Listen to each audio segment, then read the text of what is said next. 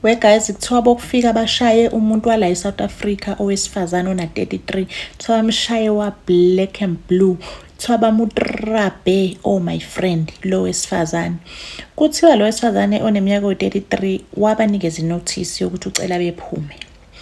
Baqashe kwakhe, banesitolo kwakhe. Wabanika inothisi yokuthi ucela bephume.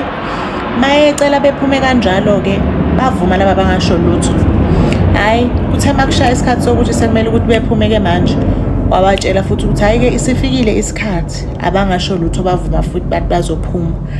Emva kalapho-ke kuthiwa uMastende lo uthe uye emall. Maye emall wasesilo my friend, yithi ngikulifte ngoba vele nami ngiyangakhona. Wasemfaka emotweni. Hayi mayemfaka emotweni ahambe naye. Mayehamba naye kuthiwa shintsha iroute. Hayibo. Mayebuza lo wesifazane ukuthi hayibo siyaphi njengamanje. Kuthiwa bathi my friend lona, hayi ngifuna ukukhombisa la ngidlala khona igolf. Yabo, kuthiwa lo wesifazane avume vele. Uthe mayethi kanti uya kwenye indawo makufika kuleyo ndawo wamqathaza phansi kuthiwa kwavela abanye my friend. Kuthiwa bamenzani? Kuthiwa bamshaya bamdabula isilevu nala esiphongweni kunesifoco. Bamshaye ngento la nje ezomenza ukuthi abe nesifoco esiphongweni. Kuthiwa ulwela impilo yakhe.